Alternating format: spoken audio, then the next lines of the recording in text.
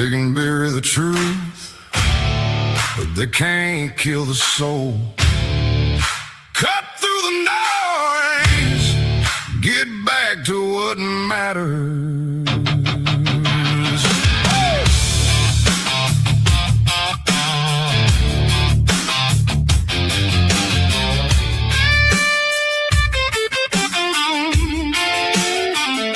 Stomp that floor, raise that hand, hear that truth roll across the land. We've been bent, we've been bruised, still we stand with nothing to lose. It ain't easy, it ain't easy. The road is long and hard. We stand for our freedom right here in our own backyard. Yes, Patriot Mike, standing tall and free. Patriot Mike, for you and for me.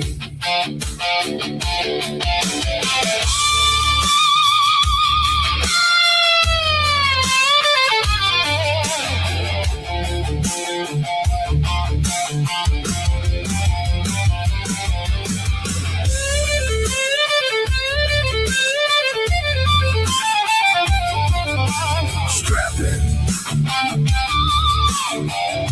You're live with the Patriot Mike Show.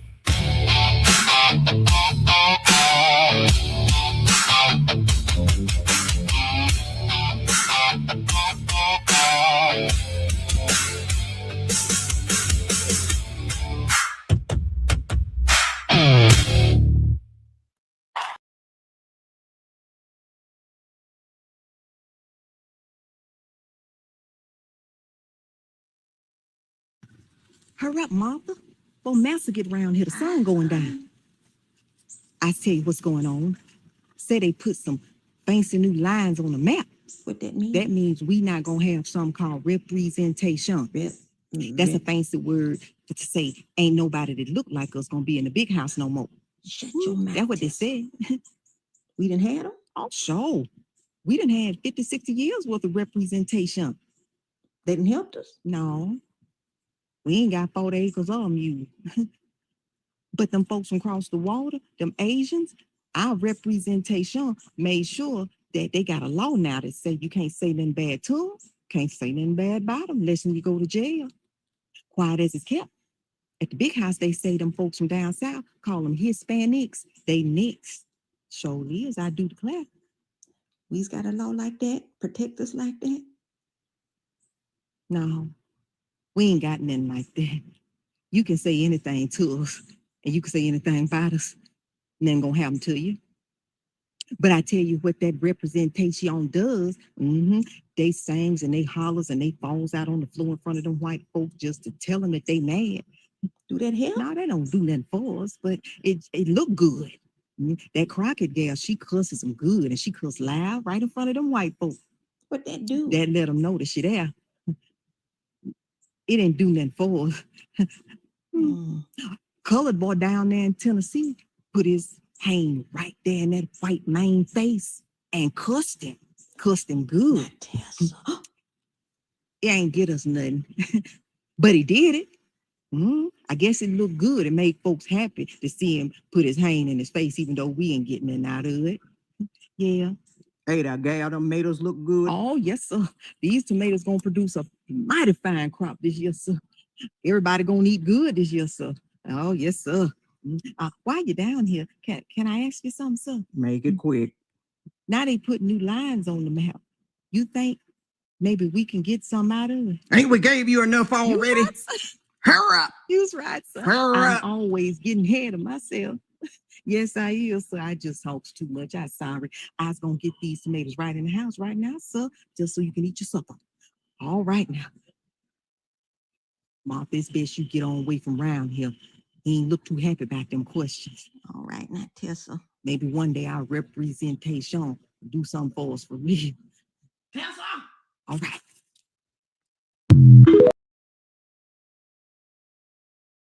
Good morning, Patriots. How you doing today? This is Mike the Patriot coming to you live from the downtown metropolis of Lamont, Missouri. Hope you're having a great day wherever it is you are at. That was a little skit there. they changed in their lines down there. They changed them lines of the representations. I know some of you might be offended by that. And if you're tuning in, because I'm broadcasting on all the channels this morning, not just on, if you're watching me like, I kind of like this guy. I want to see what more he has to say.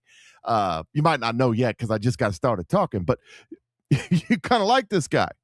Well, tell you what, go to Rumble and go to X. Follow me over there because I don't broadcast on these other channels all the time because that video will probably get me kicked off. But that's a whole nother story. It's all fun. It's all fun and games till you get suspended. Anyways, this is the day that the Lord has made. I will rejoice and be glad in it. And the word of the day brought to us by Marine in the Woods, given by the Lord, is Ruth 1, 8 through 18. That's Ruth 1, 8 through 18. Make sure you crack open the Bible, see what God has for you today. And if you're feeling like, your life sucks and nothing's going your way, and you're just commiserating with yourself, go read Ruth, but especially focus on Naomi. I'm just saying, your life won't seem so bad. She got it bad. She had a stroke of bad luck, one would say, if you believed in that sort of thing. Anyways, thanks for joining me today. We got lots going on. Lots happening. Got breaking news left and right. We got the war. The war has changed. And we got new products from some of my sponsors, which is fun. And so make sure you support the Patriot Mike Show. Hit the thumbs up button, the like button, the heart button, wherever the button is. Push that button. Share it with your friends. Make sure that you watch the commercial when you come on, if there's a commercial, because that helps. And do this to any of your favorite influencers out there. Support them this way. A comment, if you got a comment section where you're at, comment. Say things, even if it's ugly and mean to me. You're a fat idiot. Okay, whatever. I'm not as fat as I used to be, because this was June of last year. Let me put it on the screen here. This was June of last year right here. And I was preaching, bringing the word of God somewhere. But anyways, June of last year, 315 pounds of me. That's a lot of me, let me tell you. And this was last weekend, 60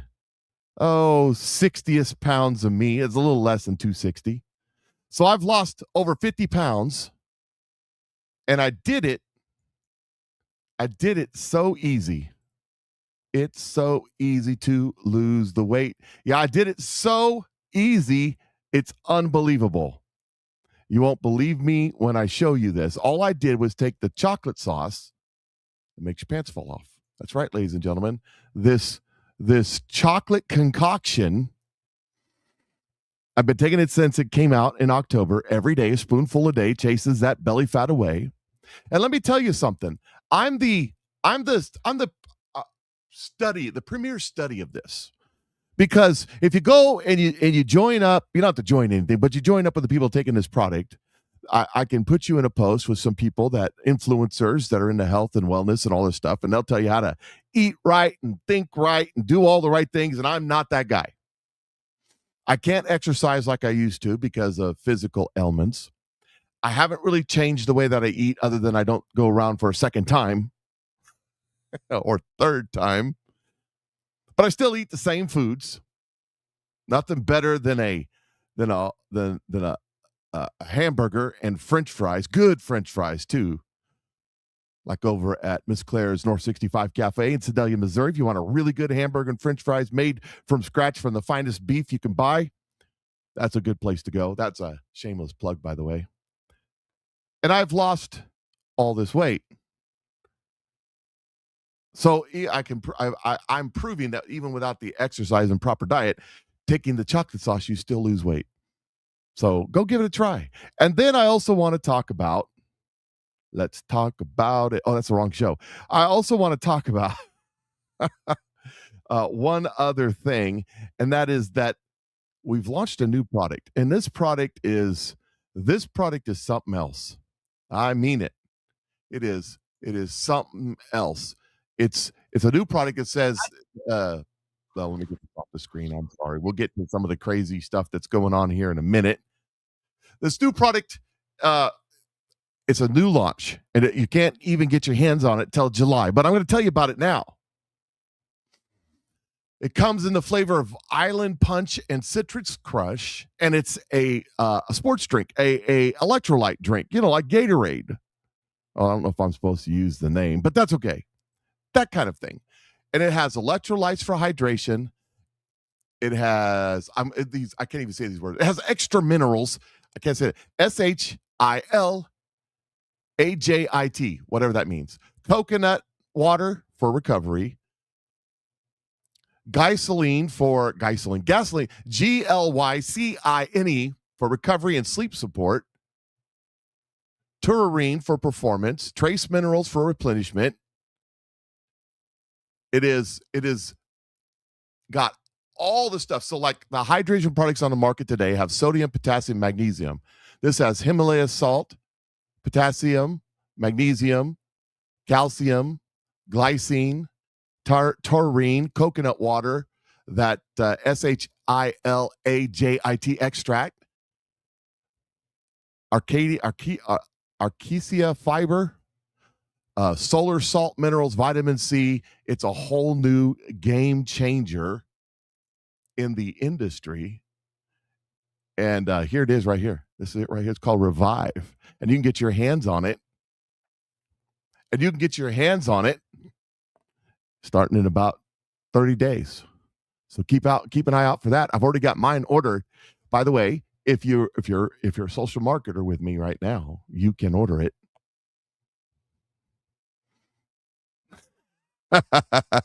Hey, it's not about me and how I pronounce the words. That's kind of my shtick, but it's how the product works. And I'm going to tell you because I'm going to try it. Anyways, just letting you know, this company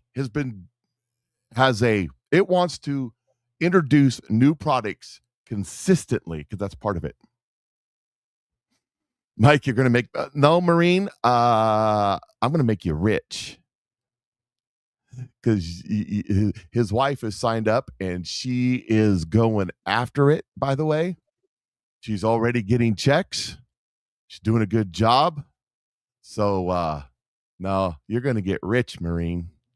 You're gonna enjoy this. What flavor? The flavor is citrus punch and the other one. I don't remember. Island Punch and Citrus Crush. Island Punch is kind of like a coconutty kind of, flavor, like the islands, and the citrus is your lemon lime type flavor. All right, let's go. Let's get started. Mike, enough about you. Let's talk about you. No, let's get started with the show. We got a lot to talk about, a lot going on. Will it be more bombing? We got war happening. Donald Trump yesterday was hooting and hollering that he was going to bomb the snot out of Iran. They had till the end of the day to make a deal. Here's Donald Trump. Will it be more bombing tonight? Yeah, there will be more bombing tonight. It'll be a bigger, more powerful. Don't forget, we've knocked out all of their anti-aircraft. They don't have any they have nothing. I mean, they may get lucky with a shoulder weapon or something, but for the most part, they have no defense. What did the representative say in your phone call? They're finished. Excuse me. They're finished. But the papers, the media refuses to write it. They're finished. We can walk in there tomorrow. We could take soldiers. I don't want to have boots on the ground, but if I wanted to, we could put a small group of soldiers and take over the whole place. They're finished. And the media is crooked. They're just like our elections. The media is crooked. I'm talking to, hey, I'd sort of I'd like to get a deal now, less than 3 or 4 weeks ago, because, once you do this, you could just go a step further. But I don't know that America has the appetite to do what I would really much prefer doing. You remember in Iraq, I said, don't go in, but they went in. They made a big mistake. It should have never that war lasted 10 years, killed tens of thousands of people, millions of people on both sides, millions of people. Nobody ever reported that. We've lost 13 soldiers in 2 wars. In Venezuela, we lost none, took over the country. And in Iraq, in Iran, we lost 13. In Vietnam, we lost hundreds of thousands, 19 years. Nobody says that.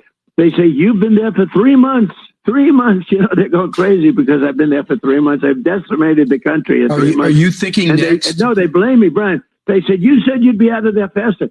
Well, it's a much bigger situation now because we've done a better job than anybody anticipated you could do in such. Look, we were in Vietnam 19 years, and we didn't do the job because we didn't have the right leadership, to be honest. That would have been, if it were me, I would have had that war done in 3 months, 4 months. There's Donald Trump. A little bit more. Notice he's like, we're just going to end it. We're going to end this one way or another. It's going to end. Part of the problem is that they read the fake news. I mean, because Fox is great. All the anchors on Fox have been fantastic, from Sean to Jesse, Laura. I mean, they've all been great. Everybody, every single anchor has been great. You guys have been amazing. And Trey Yangster's a superstar. I mean, he just covers it so accurately. And I don't know Trey Yanks, but I mean, he covers it so accurately. It's so beautiful to watch. And he's got a level of excitement that's amazing. But the accuracy is so good. I just saw him on your show a little while ago. And I said, that's exactly what's happening. I'm not saying I want the advantage or this. I just say, just be right. What's happening. And that's the way it should be covered. And if it was covered that way, the public would say, wow, what a great situation this is. Because we are stopping a very evil nation which has killed thousands of our people. No legs, no arms, face obliterated. What they've done with, the roadside bombs. Soleimani, who I killed. But Soleimani was their top general. He was a brilliant general, an evil person. But he was a brilliant general. He was a violent general. And he was the father of the roadside bomb. And they sent him off by the thousands. And every time you see a soldier without his legs and arms and beyond, that's Soleimani. So 95% is Soleimani. So I took care of that. And now we have Iran in a very, I guess the ultimate position. They have no choice. The only negative we have is we have everybody writing about it incorrectly. We have fake news. But that's where the term fake my feeling is. And one more. It'd be the greatest deal in history. They could wave the white flag of surrender. They could say, we surrender, we're finished, we've had it. The United States is the greatest power. Praise be to Allah. And they could do all of this. They could say it loud and clear. And the fake news would say it was a great victory for Iran. It's the craziest thing I've ever seen. We're killing them. It's killing them. They have no Navy. They have no Air Force. They have no anti-aircraft. We're flying planes over the middle of Tehran, and they have no idea what we're there. We've knocked out all of their radar, all of their anti-aircraft. Much of their missiles, they have probably less than 20%. We think about 20%. Most of their launchers, they have the missile launchers, which are quite important. Their drone capacity is way down. You see it. It's way down. Their attacks are very minor. They're finished. And yet, the fake news, just like with the election, the fake news is out there saying, wow, Iran is doing just so well. Trump is doing terribly. I watched it yesterday, one of the shows for 5 minutes. I haven't seen the show in a long while. This fake Joe Scarborough talking about how well Iran is doing. I'm saying, where do they come from? It's just the craziest thing. Yeah. And behind the scenes, I will tell you, they won't even dispute it, although they probably would because it makes sense. They're very good. Iran is very good at publicity, but they're not good at fighting. So I took a look, and I must tell you, they can't believe the press they're getting. They can't even believe it. Yeah. And they told me, they said, it's amazing how well we're doing in the papers. We're not doing so well. They're negotiating with us to make a deal. Well, Mr. President, it's hard for them because they are proud. They're very proud. We know been the bully. They've been the bully of the Middle East for 47 years. Yeah, they have. They've been ripping off our presidents and other countries for years. They played Obama for a fool. The JCPOA is one of the worst deals I've ever seen, other than NAFTA, the NAFTA trade deal, which was maybe the worst deal ever made. Mr. President. But the JCPOA was a road to a nuclear weapon. Mine is a road to no nuclear weapon. They can't have a nuclear. It says you cannot have a nuclear weapon. We will not have. And I didn't like it. It wasn't strong enough because it said develop. You cannot develop. I said, no, I want buy also. So they fought me on that for a day, and then they agreed to it. You cannot develop or purchase a nuclear weapon. So we got everything, but the press just covers it so crazily. They Don't worry about it. No matter what I do, the press will say it was a great victory for Iran. These people are great. Mr. President. It's Trump derangement syndrome. Yeah, Mr. President. It's Trump derangement syndrome. That's Donald Trump in his own words. You could take it however you want to take it, but that's what he said. So that was yesterday morning. That we're gonna have a deal, or we're gonna have a deal. The choice is deal or deal. Well, by yesterday afternoon, Donald Trump put this out. Based on the fact that discussions with the Islamic Republic of Iran have been brought to the highest level of Iranian leadership and approved, I have, as President of the United States of America, canceled the scheduled strikes and bombings against Iran this evening. Discussions and final points have been in both concept and great detail approved by all parties involved, including the United States, Israel. By the way, there's Patriot mythology insurgency going around saying Israel was surprised by the deal. No, they weren't. That's bullcrap. The United States, Israel, Saudi Arabia, UAE, Qatar, Turkey, Pakistan, Bahrain, Kuwait, Jordan, Egypt, and others. The naval blockade will remain in full force and effect until this transaction is finalized. Time and place of the signing will be announced shortly. Now, one of the things is, not only were we bombing the ever-loving snot out of them, but Donald Trump came out yesterday and said, we 100 million barrels of oil we smuggled through the Strait of Hormuz, and Iran didn't even know it till now. You know what he did there? The only piece of leverage they have was saying that they were going to block the strait. We're going to block the strait. We're going to block the strait. We're going to block the strait. And the price of gas would go up a little bit. That was the only thing they had. They didn't have the ability to block the strait. We sank their Navy. We destroyed their Air Force. All they had was a few little drones. They had no ability to block the strait. And Donald Trump proved it to them. So now that Donald Trump proved it to them, when they go out, we're going to block the strait. And nothing happens because the price won't go down. I mean, the price won't go up. It'll continue to go down because they can't block the strait. He took it away from them. Yeah, Trump made them an offer you couldn't refuse. He said, we're going to have a deal, or you're going to sleep with the fishes. That's what he said. Speaking of deals, here, teaming up to run for president. That's right, ladies. The Democratic dream team for president. Joined today by presidential candidate Hunter Biden, 2028. Come on, Hunter. No.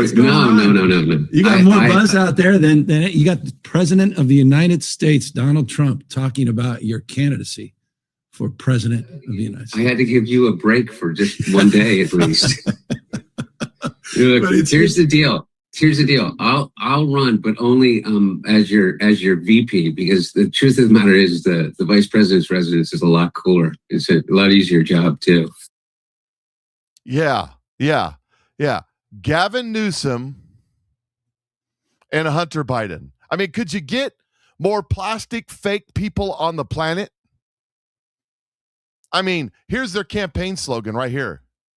Biden Newsom 2028, crack pipes and poop for a better tomorrow. The dynamic duel, because California showed us the way.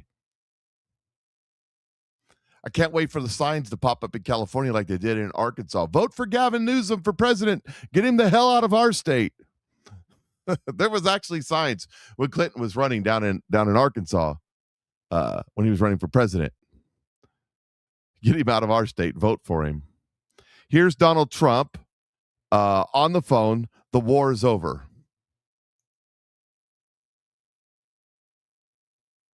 What the? Man, what is going on? There it is. My computer's acting weird. Weird. All right. Okay, here we go. Well, I don't know if you heard, but we ended the war with Iran today, and they have agreed never to have a nuclear weapon, something that we insisted on. That was the whole purpose. That was 95% of it. And they've done it in the most powerful way you can do it. So The war's over, he says. The United States will be hitting Iran. This is what he said. Now, this was yesterday at 5:22 a.m. This was yesterday evening. This is what he said. The United States will be hitting Iran, whose Navy, Air Force, radar, anti-aircraft, and all other forms of defense, together with its most offensive capability, are gone. Very hard tonight. That this was the one. This is what he was saying.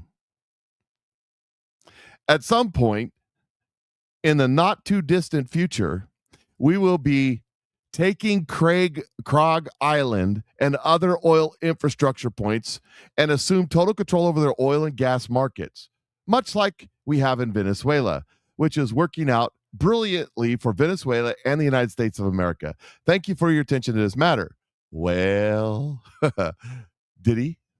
Did he take over? A rumor has it that he did. We'll find out. Although I'm not convinced, by the way, that it has finally finished. Now, we'll get back to the war, the previous scheduled war in a minute. But first I want to talk about, I've told you over and over and over again that if you're in a interaction with LEOs, law enforcement officers of some kind, and they ask you to do something or order you to do something, you should do it as if your life depends on it. Because you never know the idiot on the other side of that gun. For example, this video. This is let's see, cops in Pasadena, California. Where the Rose Bowl parade is. It says they like to point their guns at each other as a funny little gag. Somebody needs to take a proper firearms class. You never point the muzzle at anything you don't intend to destroy. But we're in Pasadena, California, and that's what they do here. Watch. Bad boys, what you want, what you want, what you gonna do when Chevy John Brown come for you? Tell me what you wanna do, what you gonna do. Can you see it? Yeah. Bad boys, what you gonna do, what you gonna do when they come for? I do not have rights to the music, but it's under 30 seconds. Give it a break, Facebook. Jeez. It's a TikTok video, you morons. You don't own the rights to the music. Shut up. Did you see what happened? They pull their weapons and point them at each other for some stupid reason. And the other officer pulls a weapon and shoots the guy. That's why you never point your weapon, if it's loaded or unloaded, at anybody ever, unless you're intending to eliminate a threat. Ever. And here you have law enforcement officers. That's why I'm telling you. You don't know what idiot's behind that gun. They'll pull that thing out and, oh, I didn't mean to shoot you. I didn't mean to. Yep. You still shot.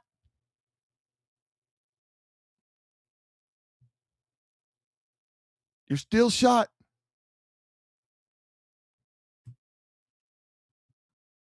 I don't know what to tell you.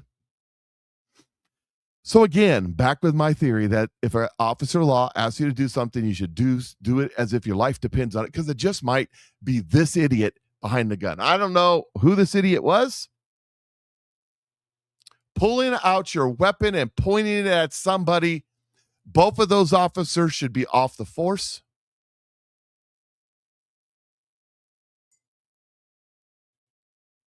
They should be gone, if not charged. I'm serious about that. That's some of the dumbest thing that I've seen ever. And I've seen a lot of dumb stuff on the internet. That's one of the dumbest. Absolutely retarded. So we got the Iraq war, or excuse me, Iran war settling down. And while that's settling down, Donald Trump's handling other issues. Here's Donald Trump posting about Jamie Ratskin. Jamie Ratskin, a loser in life who worked endlessly during my first term to impeach me and failed miserably. Wasting the country's money, time, and effort will guaranteed be trying to do it again, despite one of the most successful presidencies in history. The last one that went after me on impeachment was pathetic soul Al Green, who just lost his race in a landslide to an unknown candidate, but, in my opinion, one that had more talent than Ratskin. He spent time on the unselect committee of political hacks and thugs and was rebuffed on that, just as he's been rebuffed on impeachment and many other things. If Biden didn't give him a pardon, he'd be in jail right now. I wonder if I wonder what he's saying. What do you mean by that, Mr. President? Something should be done about people like this who do bad things, but always come up short in the end. Always come up on the short end because of their illegal, unscrupulous behavior. I wonder what he's talking about. He's not saying it, but he's saying it. And hurt our country in the process. I agree with Mark Levin when he says, expel the bum. Congress can never be great with people like this who suffer massively from Trump derangement syndrome, TDS, casting their vote of hate. And then here's what Mark Levin said. The House should trigger the expulsion process against Jamie Raskin. Jamie Raskin is already leading a plot to impeach the president if the Democrats take the House. He led the prior two impeachments against the president. He's pushed for his resignation in the past. Also was involved in twisting the 14th Amendment to ban candidate Trump for ballots. Objected to the electoral college votes for Trump's in the first election. By the way, that was what January 6th was all about. Weird. Objected for the electoral college votes for Trump in the first election and was a member of the Pelosi January 6th committee that, among other things, destroyed records before the GOP took over the House. Republicans should move to expel Jamie Ratskin from the House if he can continue to abuse our constitutional system and undermine our electoral process. Ironic, since he blames Trump and the Republicans for doing so. Having led every effort described above, even take the necessary steps to charge him under the expulsion clause. Under Article 1, Section 5, Clause 2 of the Constitution, each House of Congress may punish its members for disorderly behavior and, with the concurrence of 2/3, expel a member. It's true that it is highly unlikely 2/3 of the House would vote for his expulsion, but the Senate will never muster the 2/3 votes required to convict and remove a president either. That doesn't stop Ratskin and his ilk from acting and putting the president through the process. I can think of no other way to push back against this kind of abuse of the impeachment clause by Ratskin and the Democrats.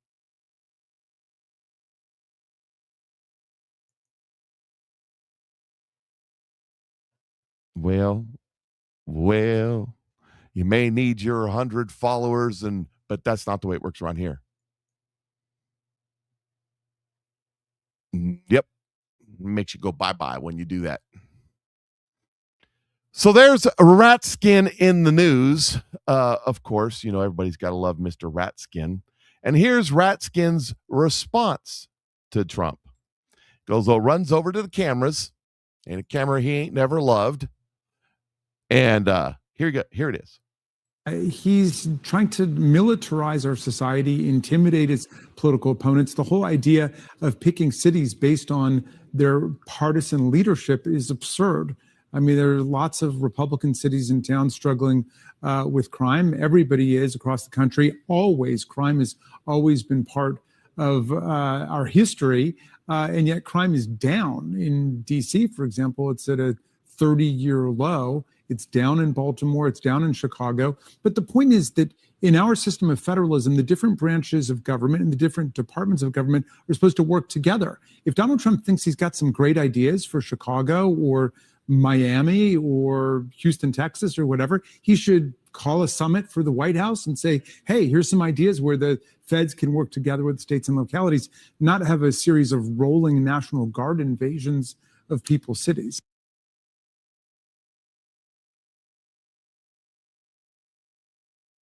Yeah. I mean, coming from the guy who did the weaponization,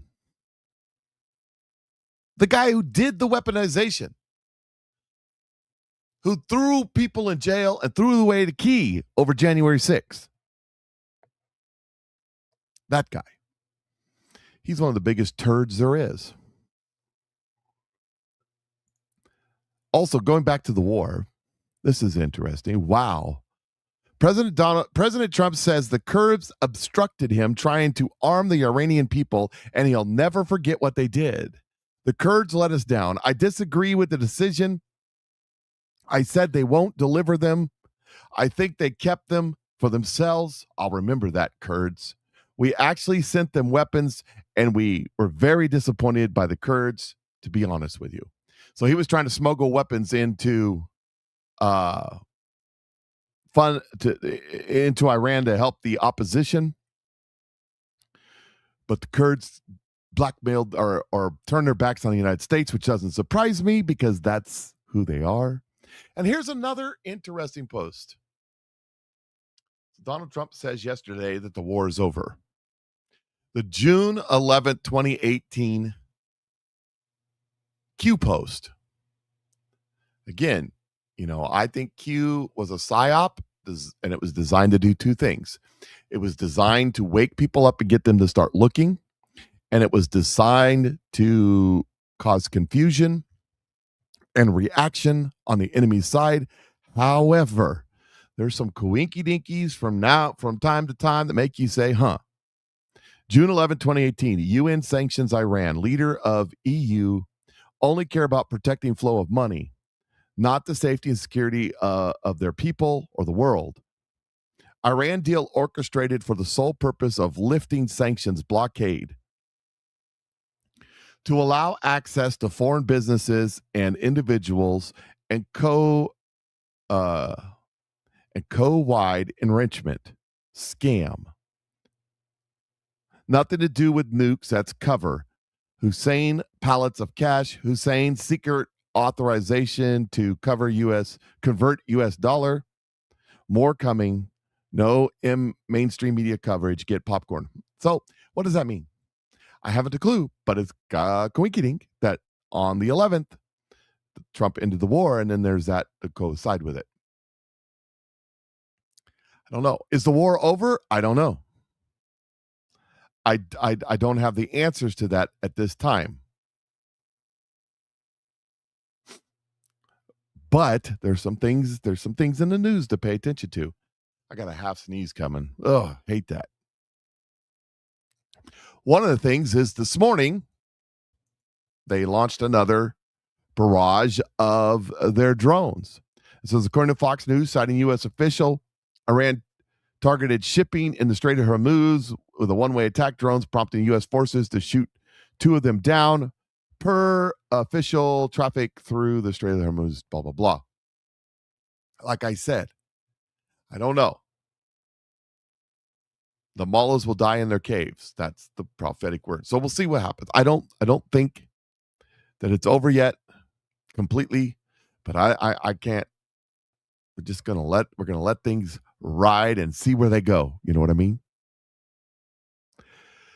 Secretary of Treasury says this on the war: the Iranian regime will lose the zero-sum game that's playing. Any damage it inflicts on our allies in the Gulf will be paid for with funds extracted from Iranian accounts. Any tolls paid by Persian Gulf Strait Authority will be offset by funds extracted from their accounts. Every attack Iran launches will only deepen the economic financial consequences it faces. So we're not fighting the war just on one front. We're fighting the war on all fronts. Speaking of war, this was just posted this morning. Iran-linked group claims to have hacked FBI drones and threatens to target World Cup in chilling warning. Let's see if I have it here. Daily Mail, which, they've been kind of out of their mind here lately. Iran-leaked hacker group claimed to have breached FBI drones and threatened to target World Cup, according to report.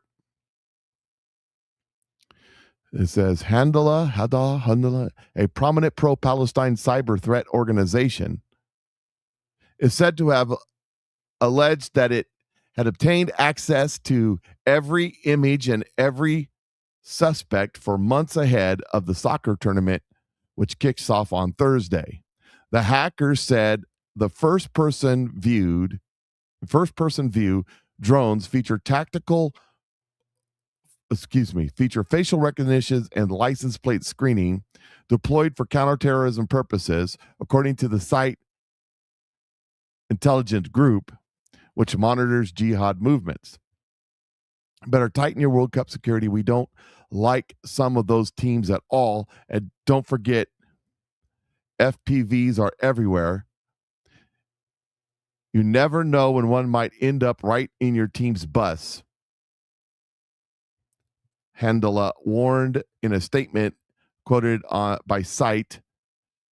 The Handala syndicate published alleged photos and footage that it said were taken from hacked drones. However, Site disputed the claim. It came just hours before the United States men's national team began its World Cup campaign against Paraguay on Friday, with America co-hosting the tournament alongside Canada and Mexico.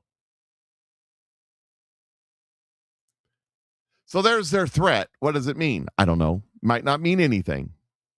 Might not mean nothing at all. And in other news, all the news that you can use in other news, they're going after the fraud, ladies and gentlemen. Here it is right here. Fox News reporting they're cutting off the funds. Department is cutting off tens of millions in federal funding from LA's homeless program over what it calls mismanagement and lack of safeguards against potential fraud. David Spunt live at the Justice Department. Hi, David. Hi, Dana. Hi, Bill. This is a huge blow to this LA homeless authority. It's called LAHSA. They just were informed within the last hour that they are losing these tens of millions of dollars. They've gotten almost over $1 billion since 2021 in federal taxpayer funding. Now they're going to lose it as this investigation goes underway. This is from the White House Fraud Task Force in coordination with Housing and Urban Development. This is a 13-page letter that we obtained exclusively sent to this agency. According to the letter, LAHSA's received, as I said, $1 billion from HUD since 2021. The letter goes on quickly to point out that LA County has withdrawn funding for the agency. The city of LA is considering the same. The letter continues. HUD has evidence that LAHSA's repeated false statements and its irresponsible actions and failures, including its lack of financial management, internal controls, and safeguards against conflicts of interest, pose a threat to HUD, the public, and those living on the streets of LA. Now, homelessness is a real problem in LA and other parts of California. It became a central focus of Republican mayoral candidate Spencer Pratt's campaign, though he ultimately was defeated at the polls. According to the numbers, $953 million was allocated in fiscal year 25-26 by the agency. Approximately 44,000 unhoused homeless people, approximately $22,000 per homeless person spent. FTC Chairman Andrew Ferguson, who's the vice chair of the Fraud Task Force, says that LA didn't care about the homeless, but the Trump administration administration does. Ferguson is part of this overall task force. They don't just have their eyes set on Los Angeles, really all 50 states, but a big blow to this agency today, guys. That's really interesting and a theme, of course, in the last few months with the administration. Thank you so much. So they're cutting off the funds to these homeless organizations that are basically just stealing all the funds, which, you know, that's the way you do it. And here's another story. This happened about 2 or 3 days ago out in California. It says that federal agents raided Indian-born financier, this guy, at his mansion in California after defrauding a local bank almost $100 million. He is accused of defrauding a federally insured bank out of nearly $100 million by systematically falsifying documents and misrepresent the quality and priority of real estate collateral pledged on loans. So what he was doing, it's very interesting that this happened because there's other fraud. There's other. Let me link this to something. Because this is interesting. It says massive Democrats act blue money laundering scam uncovered. Democrats are pretending to buy $200,000 houses and creating $200 million mortgages and then laundering money through the transfers. What? Let's just look at this. Let me get this up on the screen here. Please don't sue me. All the records, including the mortgage, the deed of. Okay. Tell me, magic mortgages. What in the world is this? Pausing. Let me put it up on here. We have this architecture that when you buy a house, generally it goes into escrow. You have a title company that handles the escrow, and there are a number of documents that go into it. So just at a broad scale, let's imagine you buy a house. Grant Stinchfield buys a house for $200,000, and it's funded by one of the North American banks. We'll just say Wells Fargo. Please don't sue me. All the records, including the mortgage, the deed of trust, the Alta insurance policy, all of those records are recorded in the county record. Then just a few minutes later, your $200,000 house suddenly has a $200 million magic mortgage that comes through. It's nothing but a wire that goes through the title company. There's no lender involved because it's a hard money loan, what they call a cash hard money loan. But because it goes through a title company, there's no notation of who the lender is. And it goes on through the system. Now, what's interesting is, and this is what caught our attention, these are Act Blue officers, corporate officers. Once we found one, it led to another and another and another and another. So we have them all over the nation. And this is just one small fragment of the human map. You leave this digital dust, if you will. This is one small fragment. You have all of these gigantic financial transactions. Now the question becomes, how do they funnel that back into the campaigns? Is that the small dollar donations that we see that show up at some lady's house and she's donated to Act Blue 52 times and she knows nothing about it? Well, that's just one small aspect of it. So James O'Keefe, got to give that guy credit with the whole smurfing piece that he's done. And we got to be careful about what we're calling this. This is a research project because we're not licensed investigators. We want to make sure that people understand that this money is going into organizations that this architecture was set up by Barack Obama to spread cash around the country and to put money into political action committees, into non-government organizations, to fund candidates, to set up the whole architecture for a public relations machine, read basically propaganda machine, to promote the whole concept that we're a team, we've got great funding, it's all behind us. So here in Arizona, for example, the Arizona Democrat Party, not more than about 5 weeks ago, it replaced their chairman because their fundraising is 25% of what it was last year. Well, where did all the donors go? So what we're talking about here, Grant, is wholesale fraud, where the money is distributed by Act Blue officers. And now, because we're not federal law enforcement, we don't know exactly where it went. But that's why we've turned it over to U.S. attorneys. And that brings me to the real news, I guess, is that you have handed this over to the Department of Justice. What has been their response of taking the evidence? We'll call it evidence because, nothing's been proven yet. I'd like to get Act Blue's response on all of this. But you turn over this evidence to DOJ. What do they say to you? We are now engaged in conversations with a number of U.S. attorneys, former U.S. attorneys, lawyers who are not yet confirmed U.S. attorneys. So there is great interest. I've got to believe that Attorney General Pam Bondi has forwarded this out to the folks that are the financial crimes folks. And by the way, it wasn't just the AG. We also sent it to the IRS Criminal Division and to the FBI. So Director Patel also has this.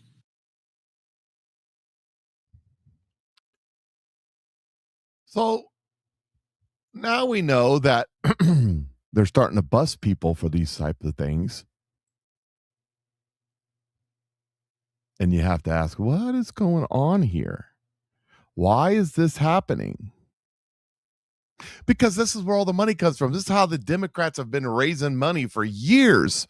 They can't raise money the normal way because they've been cheating for so long. It's such a difference between honest, hardworking people and people that just scam their way into everything. And there's going to be more of this coming. God is about to blow the doors off this thing. We're going to see so much more scam, so much more of this stuff. It's going to blow people away.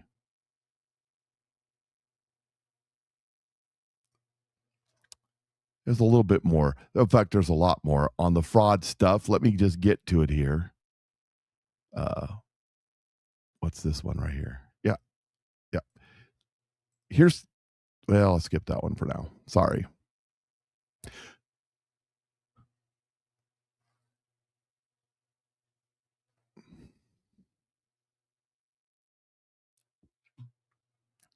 All right. Maybe somebody ought to teach me how to do this show. Let's see. Iran deal. That's it. Settlement Iran. Nope, that's not it. I know I got another really good one here. Right here. Here it is. Trump talking about Ilhan Omar and some of the others. Somalia. All these people came in for Somalia. They ripped off our system. You have the woman who married her brother. She came in and married her brother. Isn't that wonderful? And then she talks about the Constitution of the United States. She comes from Somalia. They don't have constitutions in Somalia. They don't have police. They don't have it. All they have is people that run around shooting each other. And then she comes and tells us how to run our country. I don't like it. These people don't like it. I can tell you. I think I can speak for you. Yeah. She comes in, Ilhan Omar. She comes in. She tells us how to run the United States of America. And she comes from a place without anything, probably among the worst countries in the world. And she says, the Constitution of the United States protects me. She shouldn't be protected. She honestly should be thrown out of the country. She's corrupt. And most of the people that came in are corrupt. And the whole voting system is corrupt in Minnesota. I won Minnesota 3 times, easily. I won almost every county, but they didn't give it to me. It's a corrupt system, very corrupt state. The governor is terrible. The attorney general is terrible. They're all very corrupt people. Yeah.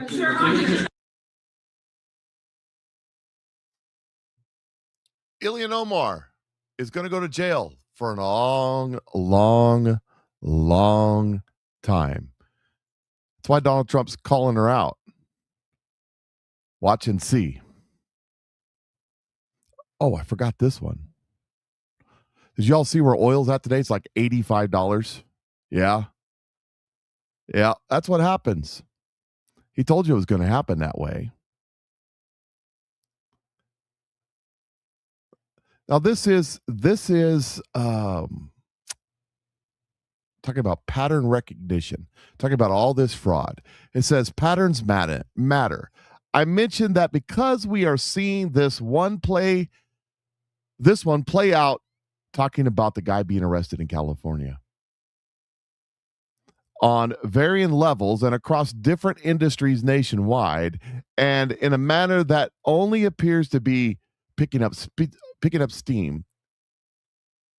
What we've come to find out is that the extent, Facebook's having issues, ladies and gentlemen, it says.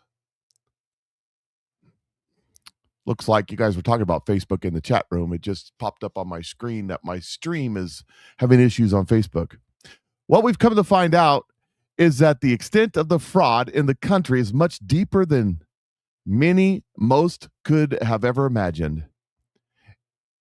And it's once you understand that, combined with the decided uptick in revelations, indictments, arrests, and convictions happening at a rate heretofore unseen, things come into focus. You could never start by dumping all of this on the American public at once. What you do is introduce it slowly to the public consciousness so as to not freak people, markets out, and then accelerate disclosure as the public becomes increasingly acclimated to the knowledge, including making them angry and demanding justice. But wait, there's more. The same pattern is playing out in real time regarding the disclosure of voter fraud, government corruptions, NGOs, UAPs, etc. The same pattern is playing out in real time regarding disclosure of voter fraud, government corruption, U.S. has read that. Now you ask yourself a simple question. Do you think this is all just happenstance? Just arresting the people we got voter fraud convictions. We got Bolton with a plea deal, emphasis on the deal part. We got all this stuff just kind of plopping out there in front of everybody where you can see what's really going on. Donald Trump retruthed this one. It says, U.S. Attorney in California suspects voter fraud investigation will result in charges. Isley, how you say his name, Isley, said his team and Assistant Attorney General from the Civil Rights Division, Dillon, have been trying to audit the state for over a year under the National Voter Registration Act, and California has been not complying.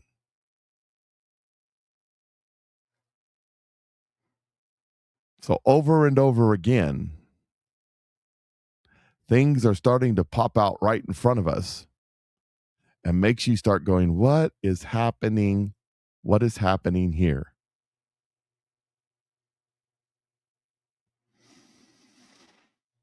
We are entering a new phase in this, I think. I think things are starting to really ramp up. I think people in America are starting to understand what's going on, starting to see what's happening.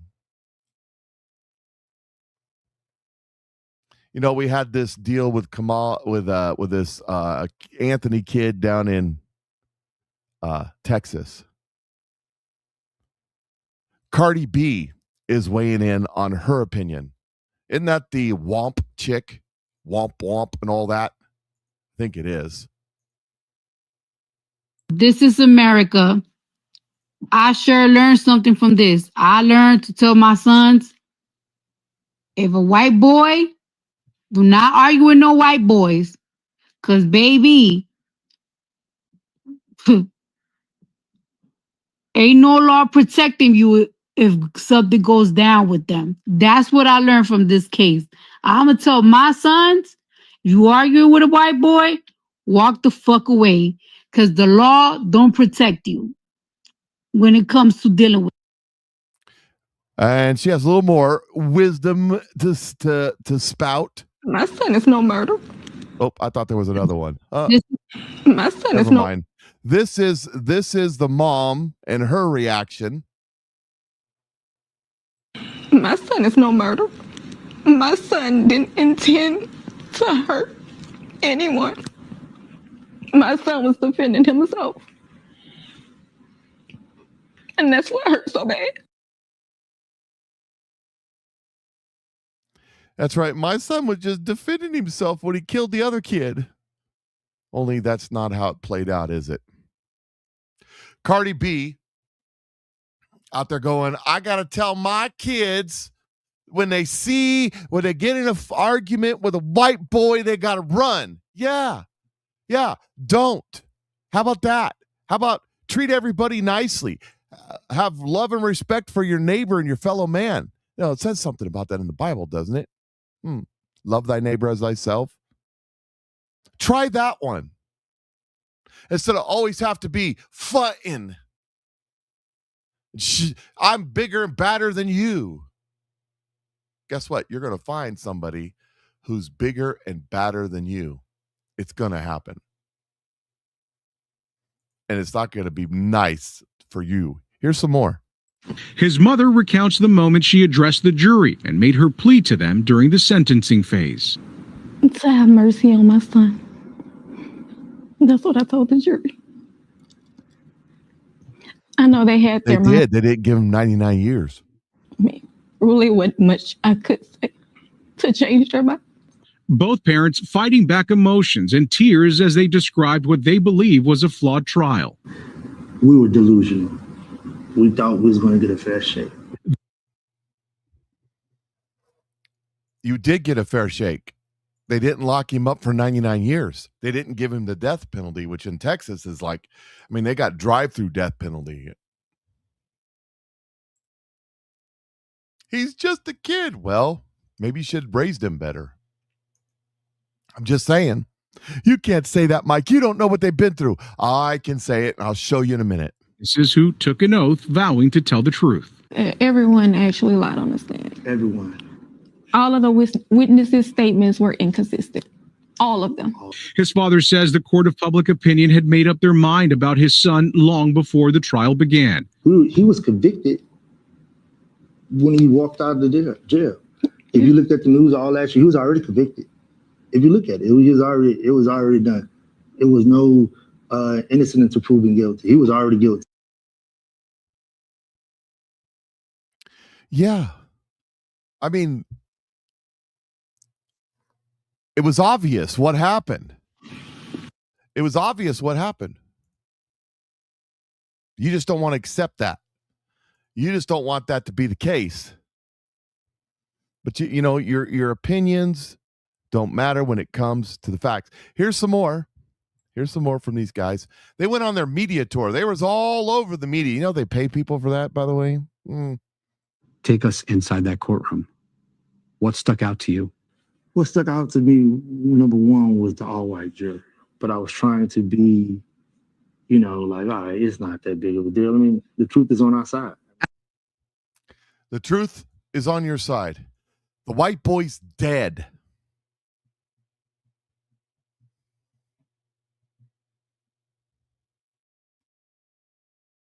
At his hand. Now, here he is, Mr. Anthony, claims to be penniless to get a free appellate lawyer so that he could appeal his conviction.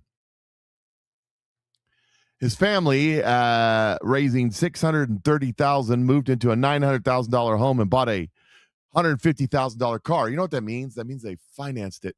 That means it's going to get repossessed because they don't have this incoming income anymore. Because the family don't give a rat's patootie about this boy. He's just a means to an end. Here's the father.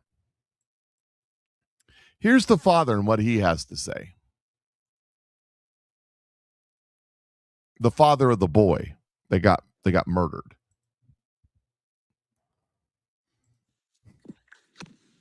So, starting from the beginning, April 2nd, I received a phone call from Coach Jackson and said, Jeff, all I know is Austin has been stabbed.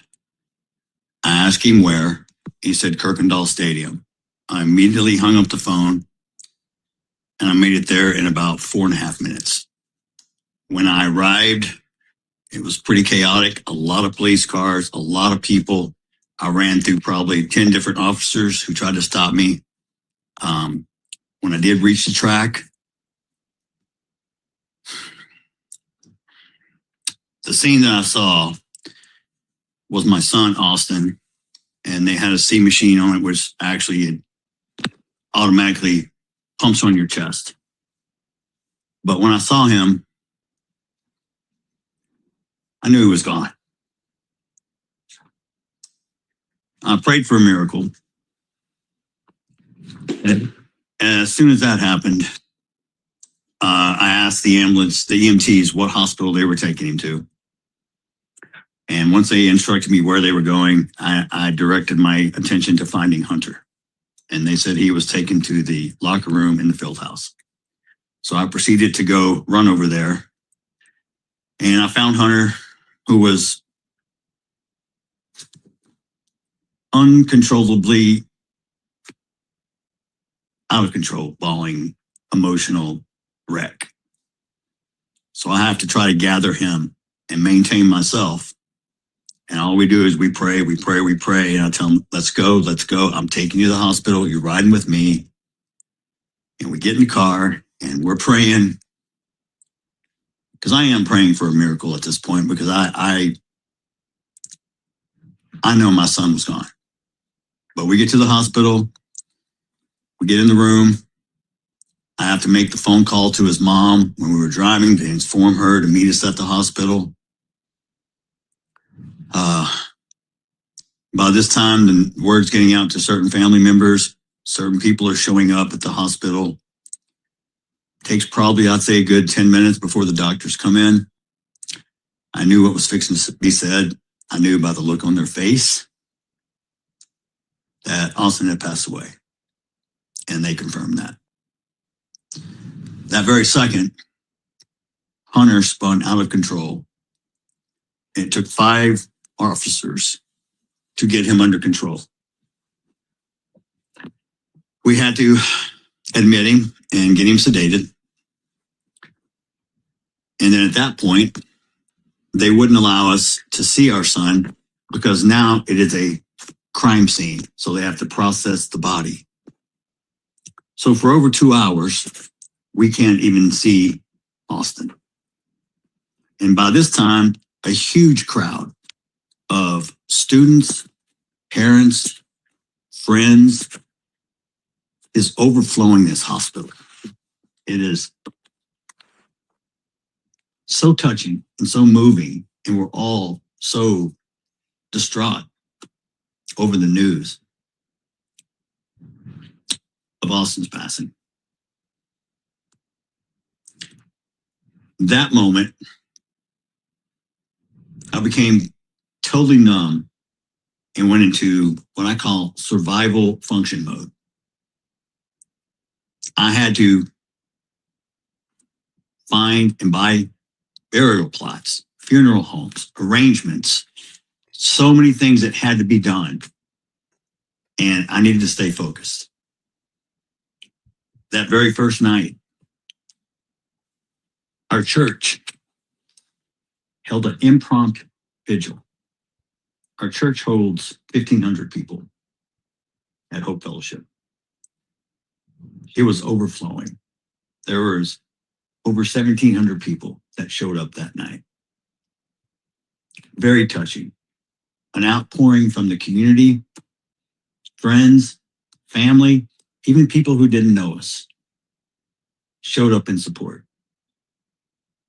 And I spoke that night about who Austin was. He was a leader, on and off the field. He touched people's hearts in ways others couldn't.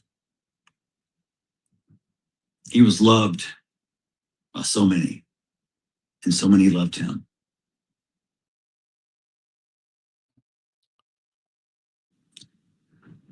I had no idea his life was going to be so short. I'll never understand why. But you're supposed to trust God, and I do. I don't understand his plan, but I have to lean into him for understanding. And to be honest, I will not understand until I sit beside Austin and ask God, why did you have to take him so soon? Because I can't come up with the answer. No parent should ever have to bury their child. It's not a natural procession. And it's probably the worst pain you'll ever feel. I mean, even if you lost your parent, your spouse, because when I went to my grief group, that's pretty much everyone lost their spouse or something. And I'm the only one who lost a child. And it's very, very different. And I'm not minimizing a loss of other people. I'm saying it's a different type of loss that I pray to God no parent ever has to feel or experience. It will crush you. It will break you. And you will never be the same again. From day one, I said this was never about race. Please don't make it about race and don't politicize it. And what did you do? You chose both. The race card, black fatigue, it's real. I'm sorry. You have embarrassed your own culture and race. Don't get me wrong. We got white people that embarrass the shit out of me too. But you guys, you got a patent on that shit. And the only people that's going to change it are you. Don't blame the white person because we can't change it. But you're going to blame the white person for every fucking thing else. We're the bad ones. We're the one that held you down. Guess what? You can do everything in America that I can do. Tell me one thing you can't do that I can't do. We all have equal rights. What's it say? All men are created equal.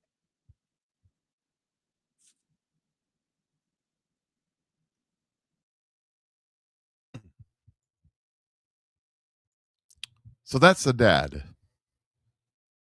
And he was under a gag order.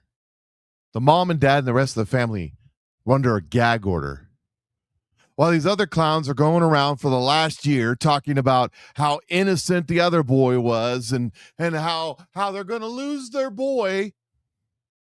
He couldn't say a word until now. And nobody wants to talk to him. He has to go on some podcast like mine. I'm sure I'm not whoever this podcast is.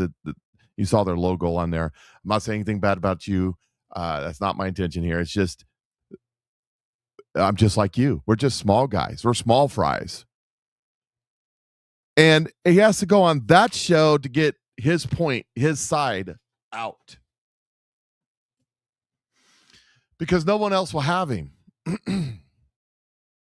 It's utterly disgusting.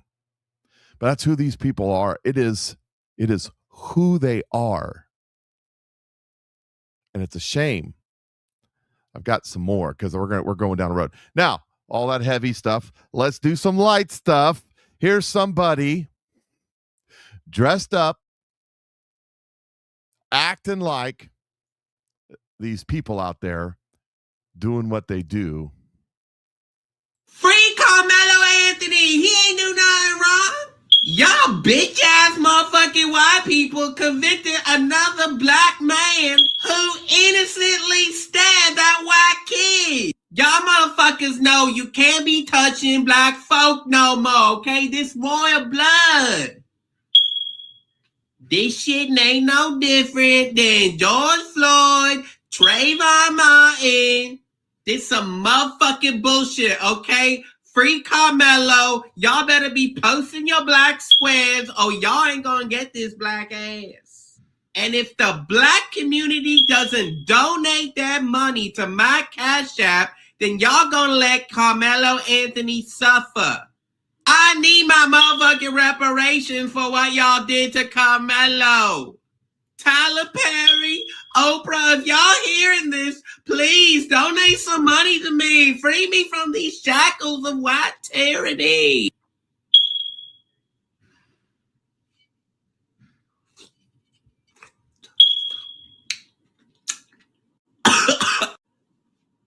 Scum! Oh, sometimes you just got to laugh at them. Because if not, you cry. But it's just insane where we are in this country at this time. And all the things that are being pointed out, all the things that they're touching them. Here's a little graph somebody put together, and I got to correct the graph because it isn't entirely accurate. It says statistics don't lie. That's right. Figures don't lie, but liars figure. I get it. There is a problem, but it isn't the white folks. You got the white on black crime, 59,000. I don't know when the graph is from, how long this graph.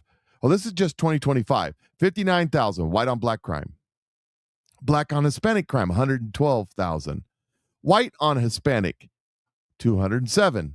Hispanic on white, 365. Hispanic on black, 44,000. Black on white, 547,000. But you know what's missing here? And it's a bigger number than this. Black on black. Black on black crime. It's not in there. It's not in that. It should be. Because it's a bigger number.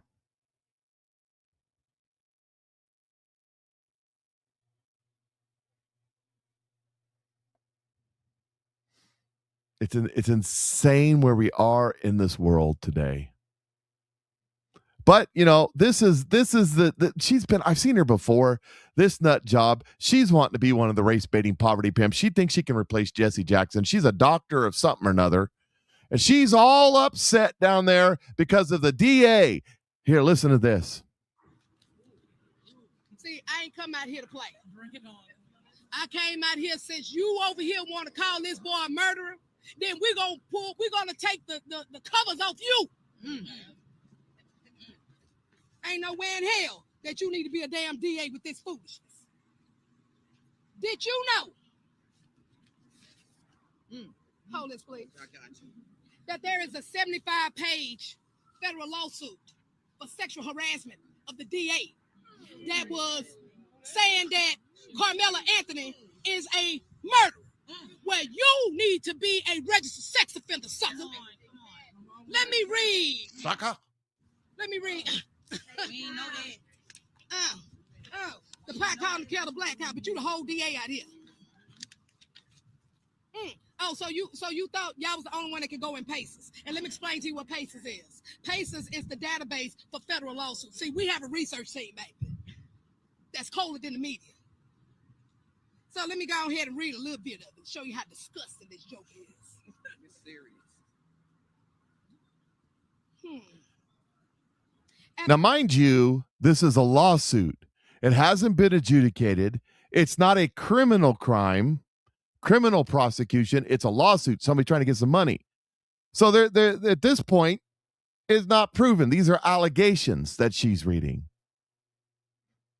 And if it turns out not to be true, I think she deserves to get sued. The Jane Doe one refused defendant Willis. Ain't that his name, Greg Willis? Oh, okay. Advances at the Galveston TDCAA conference. He treated her quite differently in the workplace. He began demeaning and berating her. In one closed-door meeting, he told her, "You think like a child, and I would treat you like a child." Defendant Willis likely appreciated the gender slurring that is implicit in a male supervisor telling a female employee that she thinks like a child. Oh, wait a minute, it gets better. Hold on. Okay, she's going to go read all this stuff. Let's just assume that the DA down there that brought the charges against this kid for killing the other kid and got a conviction, let's just say he is a pervert at the workplace. Two wrongs don't make a right. And if he deserves to get prosecuted or sued or whatever, good for him. Good for him. By the way, breaking news. breaking news. Like I said, and how many times have I said this, that there will not be peace with Iran till the mullahs die in their caves. Trump denies, breaking news, CNBC. Trump denies Iran's account of deal terms, describes new drone attack, dishonorable people. President Trump denied the terms of war-ending deal that have been circulating in the Iranian state media. What they said, including their weak, pathetic statement on having a deal, bears no relation to the truth, Trump said angrily on social media post. The 14-point document reportedly included a commitment from Iran to reopen the Strait of Hormuz within 30 days. The Strait of Hormuz is open. Donald Trump proved that yesterday. Global stocks surged on Friday on peace hopes the deal would be reached, blah, blah, blah. But it looks like maybe they're reneging again, as Donald Trump said, dishonorable people. Dishonorable people. That's what they are. Okay, here's some more on Kamala, on Mr. Anthony. I just thought this was a great explanation and funny at the end. That's why I say black people are the most racist people in America by far. Let me preface this because I want people to understand that I'm fair. I think these things through. I don't know if it was because the past racism that existed against black people and they're matriculating this stuff down through generations and now have become just as racist and evil as they claim white people used to be. Listen to what they saying after the verdict was read. Roll it. Collin County, Dallas, Texas, Arlington, Grand Prairie, Irvin, Dalworth, Plano, Denton, Keller. It ain't safe for none of you white folks to come out this weekend. I'm giving y'all. Let me just pause this real quick. Just so you know, my dad retired as the fire chief of Keller Fire Department. So y'all act like these people just racist. They elected, hired a black a fire chief. My dad honorably served and retired from that agency. And these racist, ridiculous black people are trying to make it all like it's all white people, just racist. These racist white people in Keller and all these. Stop being stupid. I even think the Plano chief was black at some point. They like Texas. Roll the clip. A fair warning right now. And guess what? It's going to be a bunch of outside that look like me. And we ain't out there with no pocket knives. We out there with these. I guarantee y'all going to pay for what that judge just did to Carmelo. If you don't believe me, bring out bold ass out this weekend. Don't tell me a smoke detector went off. Don't tell me I'm finna quit the show.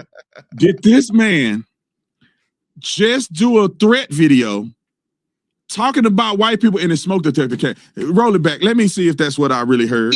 I guarantee y'all gonna pay for what that judge just did to Carmelo. If you don't believe me, bring it.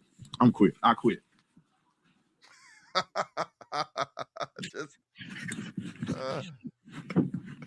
You can't make this up.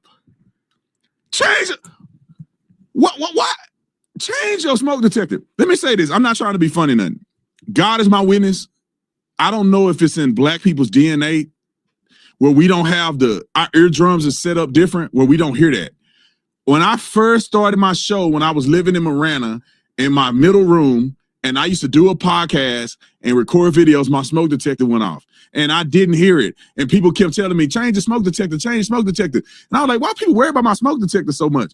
I don't know what it is, man. Black people I don't know what happened to us. We evolved to where we don't hear a thing. That dude on here talking crazy to white people with a smoke detector going off. Every stereotype you can think of, he just lived it. You know, it is ironic sometimes. Yeah, I don't remember what it was. Last week we noticed that there was somebody, I don't remember who it was. It was like one of the Minnesota fraud people, all upset because some Minnesota fraud people got busted, and she had a big presser conference somewhere, and the smoke detector went off too. I mean, it's so funny. It is so funny. So funny. So this one right here, this is on the Iran war, about how, I have no tolerance. I've told you all before. I have no tolerance for these people who say it's the Jews. If your answer to what's wrong with the economics in the world today and how do we fix it, the Jews. Why is there war? The Jews. Why is the dome cracked and you can get to the moon now? The Jews. If your answer, is there chemtrails in the sky? Jews. If your answer is Jews, you are intellectually weak. You can't argue anything on the merits. You just say it's the Jews. Candace Owens goes over to Russia. Okay. We'll get back to this because I got this post. Candace Owens goes over to Russia. I think I got this post. I may have this post. And she speaks over there for money, says she just went on vacation, et cetera, et cetera. And her post gets shared, retweeted, whatever you call it. Come on, don't freeze up on me now. Oh, don't stop me now. Yep, just froze up. Anyways, I'll just tell you. Doggone it. She goes over and she does what she does. It gets retweeted by Dugan. Dugan is the right-hand man and the spiritual advisor. Glenn Beck's been talking about him for 15 years. Here it is right here. Here it is right here. Alexander Dugan.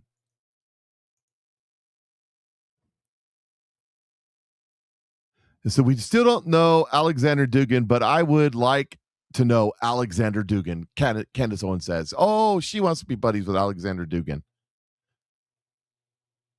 And when she gets pushback on that post, she says, it's the Jews.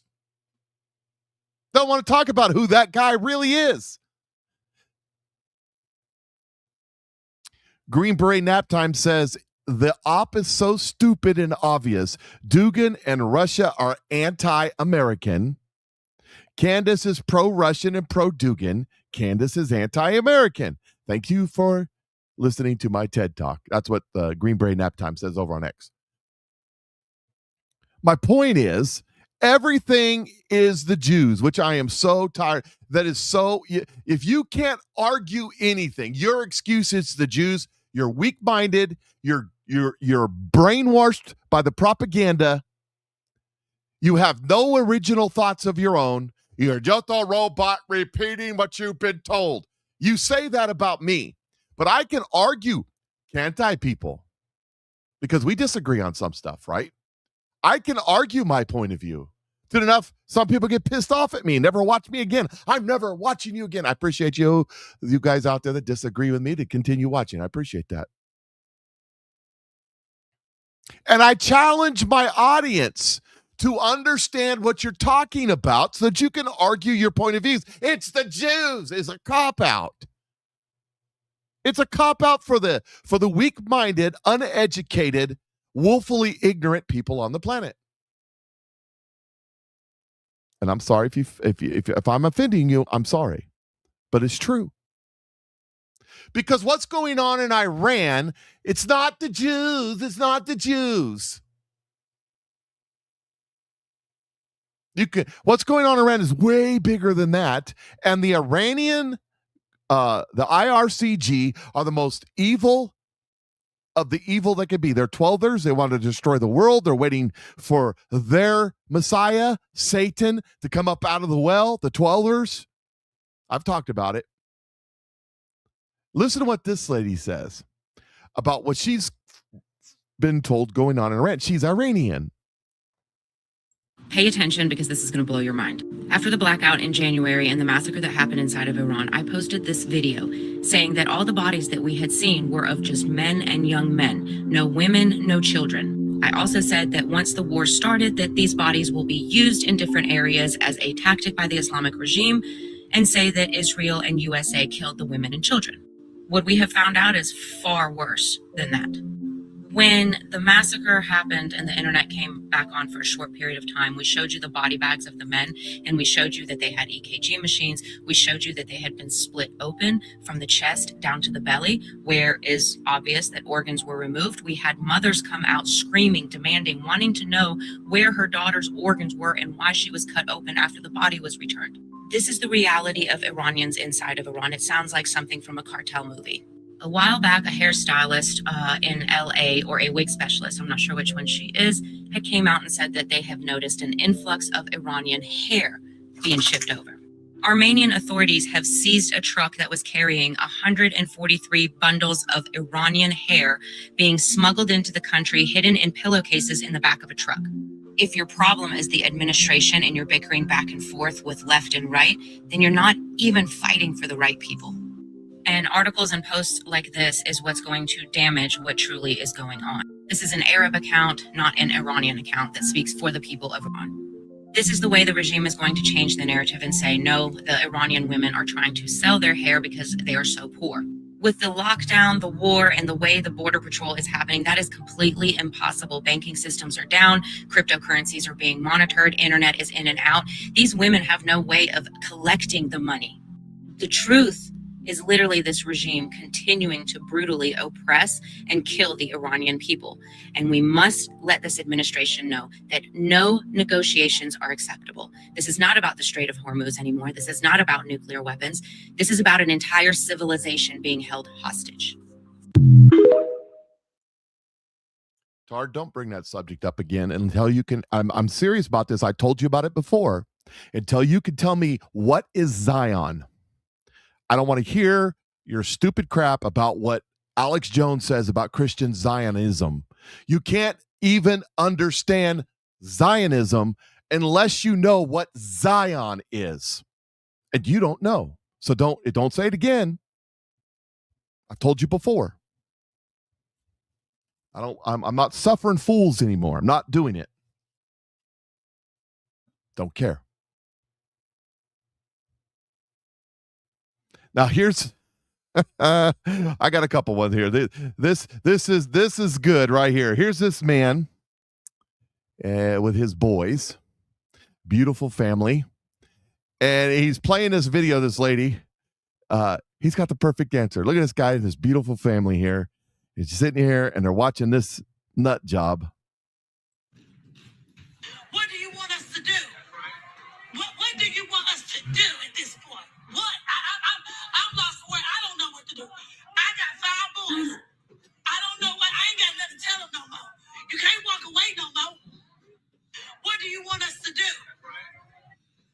I also have 5 boys. She doesn't know what to do after the Carmelo incident, like what to tell her sons, guys. I'm gonna go ahead and try something. Today, boys, when you go out into school, don't stab any other kids. Yup. You think you guys can do that? You feel good about that, Lee? You feel good about that, Ace? Yeah. Oh, you're Aunt Cheryl. This is Ace. So, is that a good commitment from everybody? We're not going to stab any kids today? Hey, try that, lady. That might work. It wasn't really in my game plan. But in the game plan,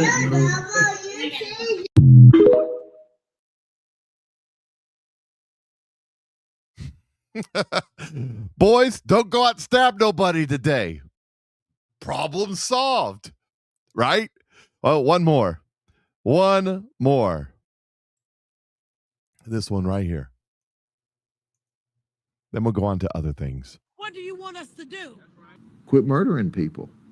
What do you want us to do at this point? Don't kill people. You know, drink a 7-Up. Eat a moon pie. What? Just chill out. I got 5 boys. I don't know what. I ain't got nothing to tell them no more. That it is illegal to stab someone. What am I going to tell my boys? Have a 7-Up. Eat a moon pie. Don't kill people.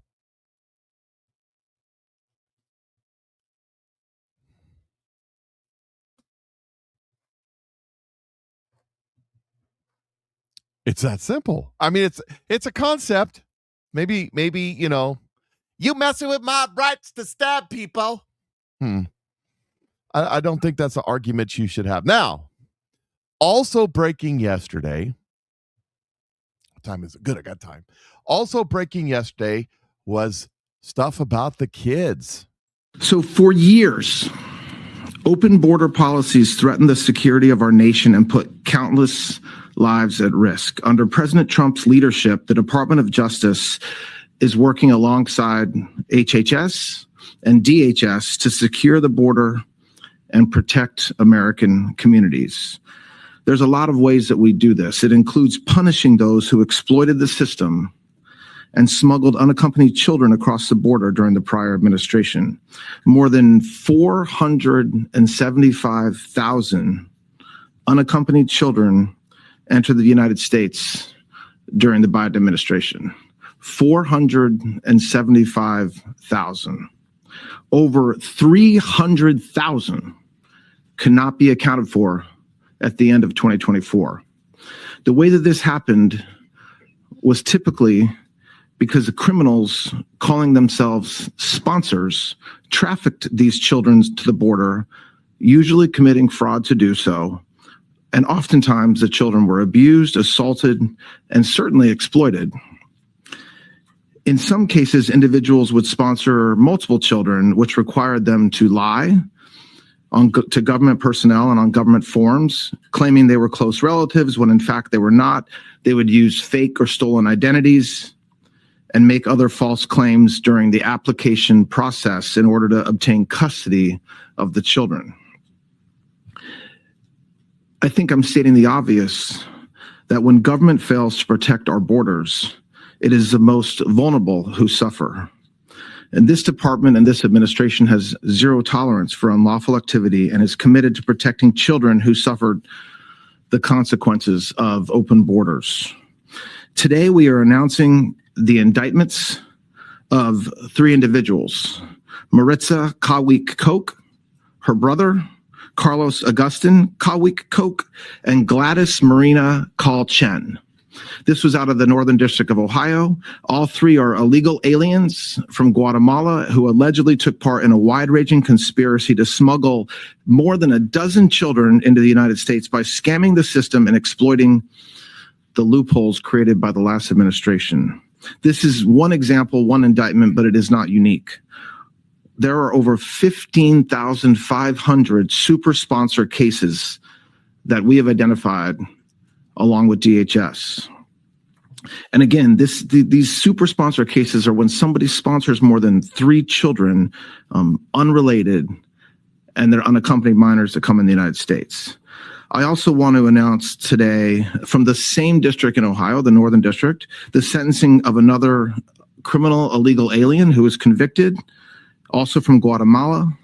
He was a 27-year-old man who came to the United States, smuggled in a 14-year-old child by submitting false paperwork and lying on the forms, claiming to be her brother, proceeded to sexually assault this young woman. And these 2 cases, while only 2, help explain how what was going on is really the stuff of nightmares. Now, these charges brought by the Department of Justice show the important partnership between HHS and DHS and with the Department of Justice. All of us are going after those who illegally brought children to this country. And a little bit more. Because we're enforcing the laws, it's inhumane somehow? What's inhumane about taking care of our kids? As a father of 6 with 3 young girls, I will do whatever I have to do. I will move heaven and hell to go find these kids. And guess what? The same individuals that the Democrats want to demonize every single day, which is our law enforcement, is out there doing that job.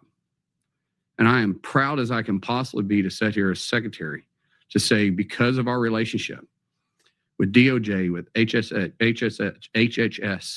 and this administration, we're going to find you. And those that preyed on these young kids, we're going to bring you to justice. 450,000 kids came across the border Nobody knows where they're at. Nobody knows where many of them are at. And the ones that they're finding are telling horror stories. But it's the Jews. I mean, I'm so tired of that. It's horrible. Here's Donald Trump. Donald Trump talking about the mutilation of children by these transients. It's the same subject, I think. Transgender mutilization. Don't listen to this, kids. Of your children. Transgender mutilization of your children for everyone. When you have policies like that, you have to cheat. It's the only way they can win. And we shouldn't allow them to cheat. And we should terminate the filibuster, because if they get the chance, they'll do it in the first hour back. Mr. President, thank you. When Iran is seeing 50.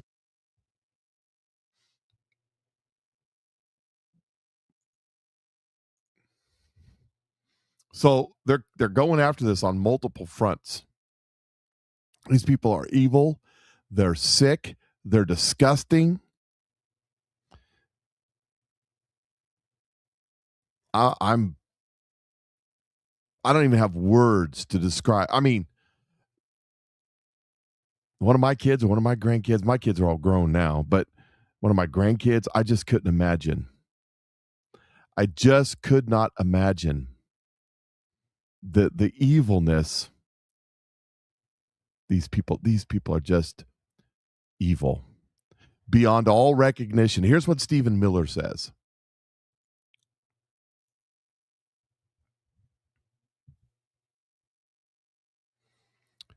On a daily basis, the Biden administration turned over hundreds of alien children who had been smuggled across the border to unverified, unknown adults, almost always illegal aliens, who requested them thousands of times. Multiple minors were handed over to the same illegal alien adult.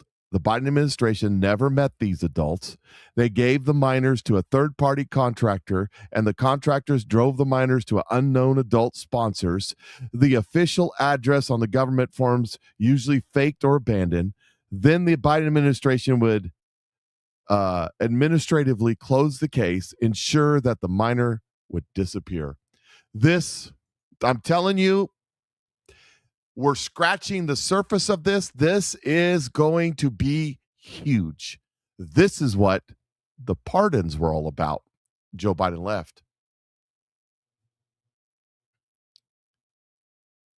This is going to be huge. Just wait and see what comes of all of this that they're doing. Oh, let me talk about this. Did you all see that the Knicks won the championship yesterday? Wait. They didn't win the championship yesterday?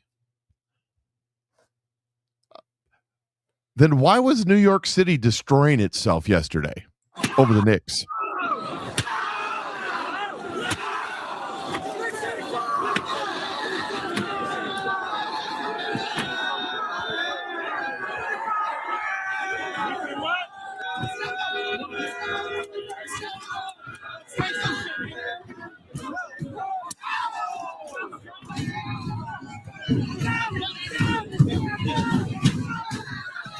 This is New York City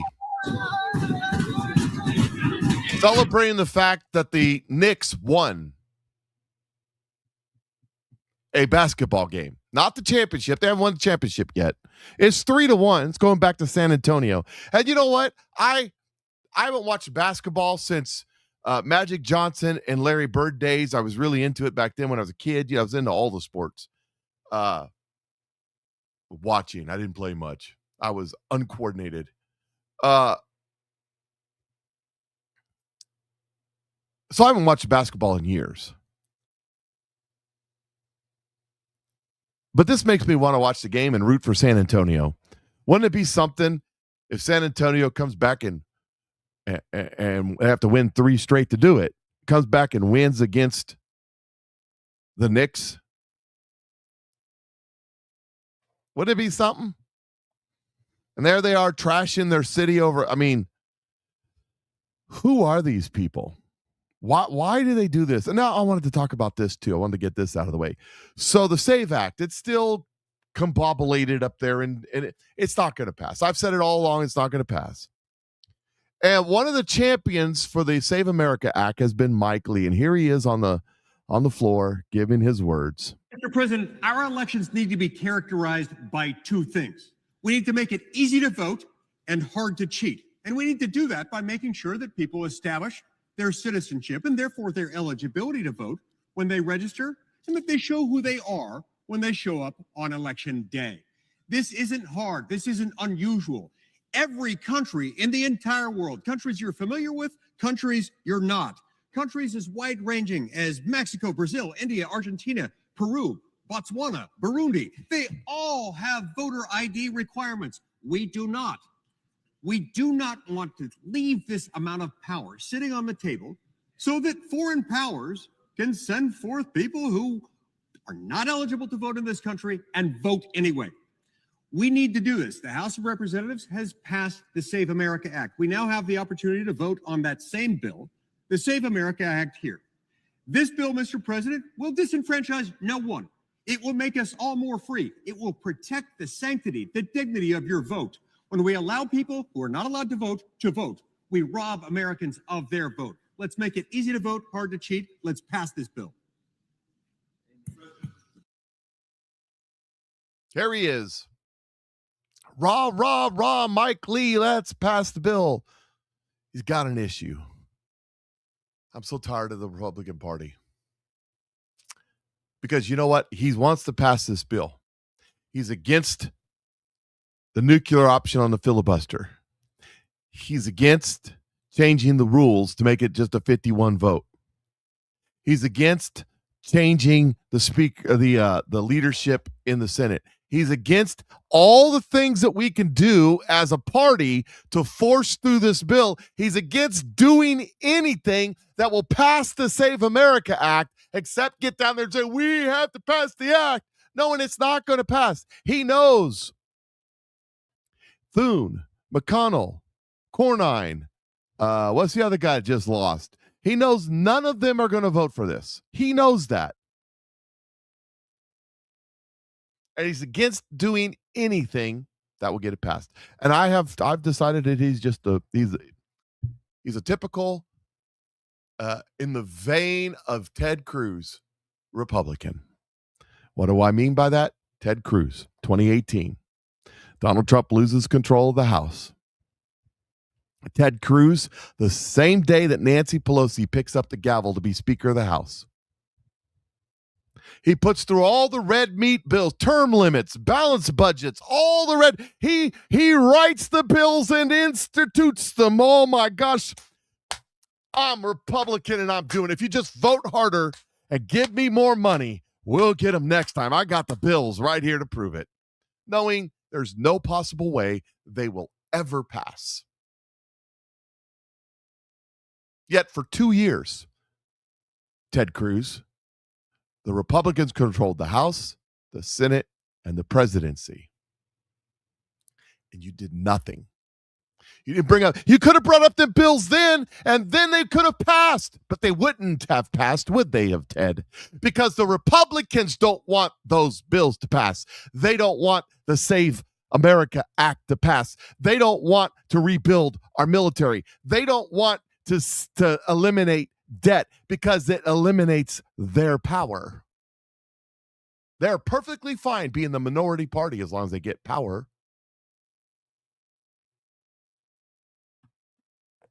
And I'm tired of it. I'm going to call it out every time I see it because I'm tired of it.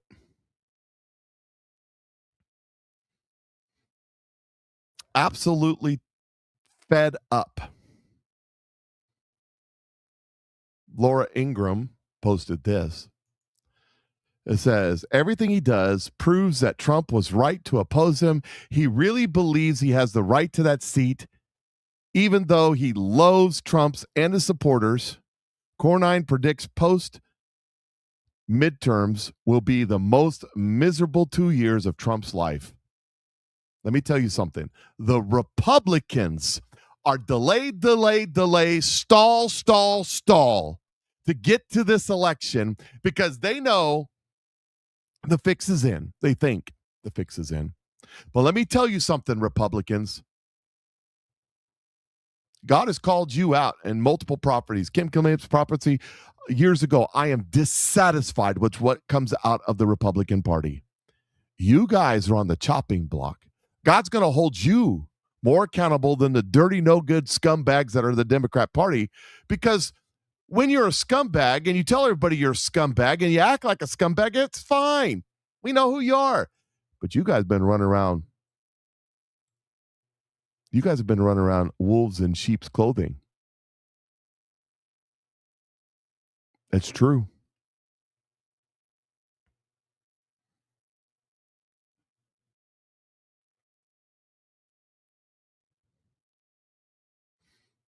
It's true. I'm looking for a post here. Let's see. Yeah. Things are starting to happen in the background. They're going to cause change like you wouldn't believe. And we're about to go through it. We really, really are. And Lord was telling me to play something. I didn't play it, but let me get this done first. Here's a new one. It says that FBI raids and executes 3 search warrants in Contra Costa County in California on the assessor's office.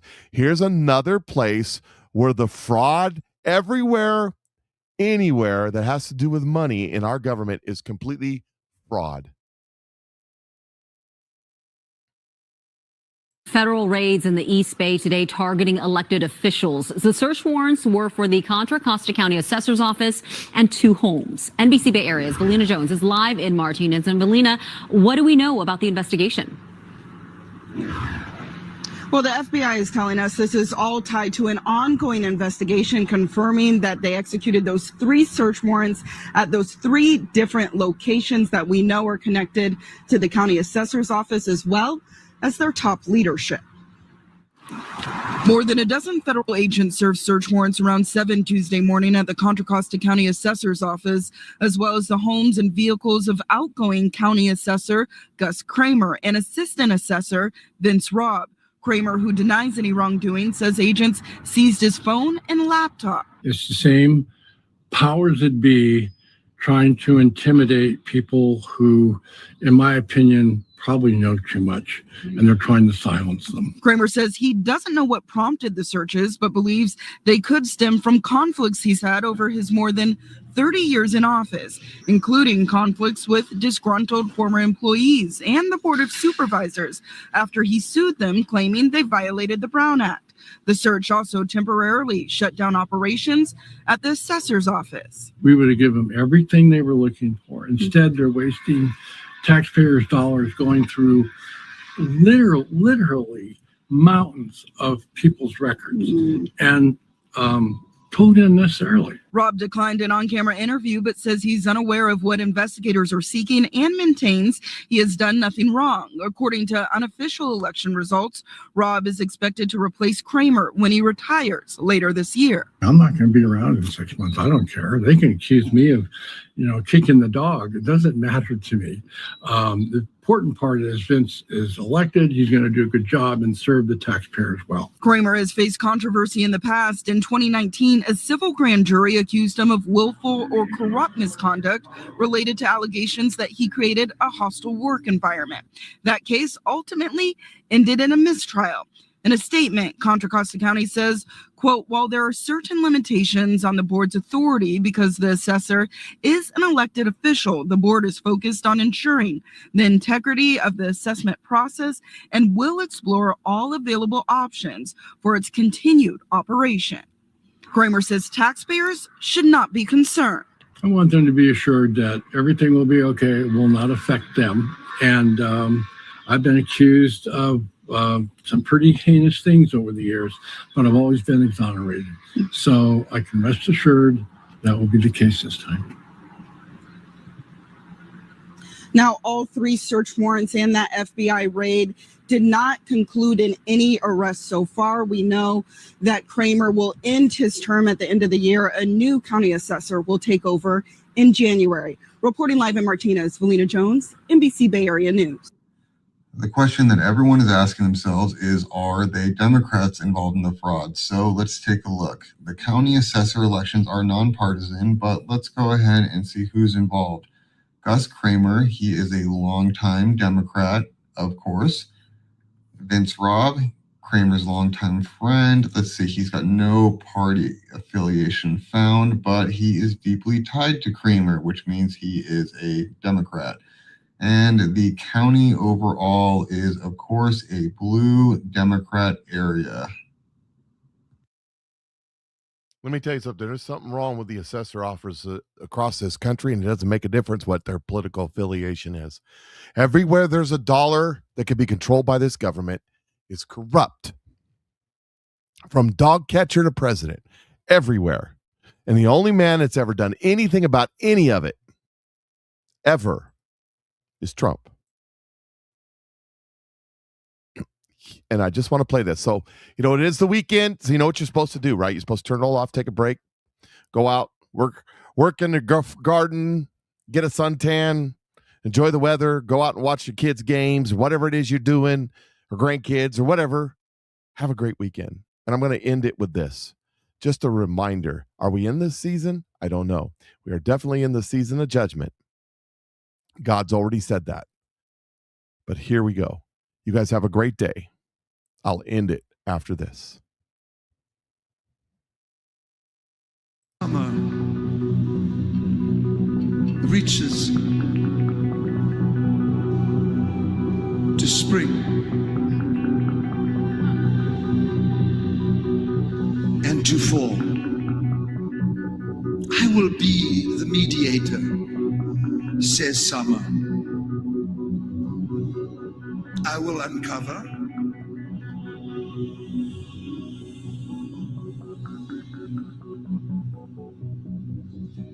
I will defend. My sun will shine. But yet beneath the earth, there is a rage. Eruptions. Summer says, why choose they me? Why do the tornadoes, the hurricanes choose me? I am summer. I bring smiles. I bring sunshine. I bring warmth. Yet there is a tumultuous rendering that is coming. I stand to protect spring, but fall, you are rebelling. Or is it that possibly the Spirit of God will cause many to fall in fall? Then there is the earth that wishes to tremble. Shake! For the nations of the earth stand waiting. He is quiet. He shall not return. This God is too quiet. But my mercy endures forever. However, there is an uncovering of great evil. And I will start from the top. I have shaken the Democrats and will shake the Republicans even more. But remember, when these tremors and when these tumultuous moments happen, Summer says, I will take it so that the fall can do its work in America. The auto industry of this nation shall rise, and they shall disappoint the expectations of the East. they shall say, what do they have? Why does America still prosper? Princes of darkness and demonic powers are raging for these two extremely wicked terror organizations to be pierced with the sword of the Lord. Summer, take it. For thus says the Lord, I will prosper my people. And during the fall there shall be many that shall fall, and many that shall rise from the dust.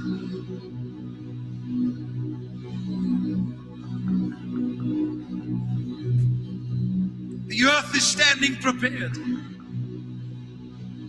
I shall take it, for the summer shall bring forth much in the temperatures. Strange July,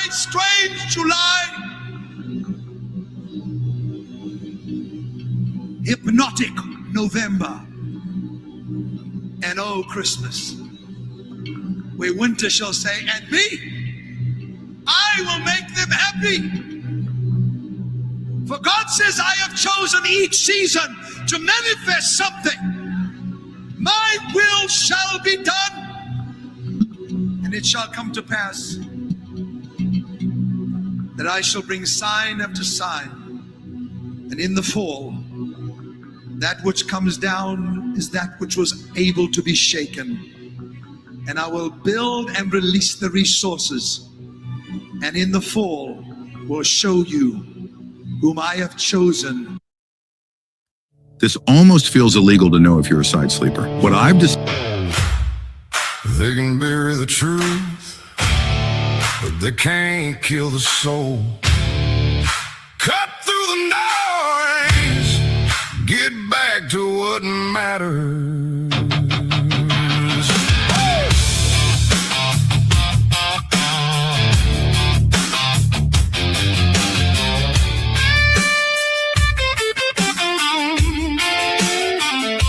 Stomp that floor, raise that hand, hear that truth roll across the land. We've been bent, we've been bruised, still we stand with nothing to lose. It ain't easy, the road is long and hard. We stand for our freedom right here in our own backyard. Yes, Patriot Mike, standing tall and free. Patriot Mike, for you and for me.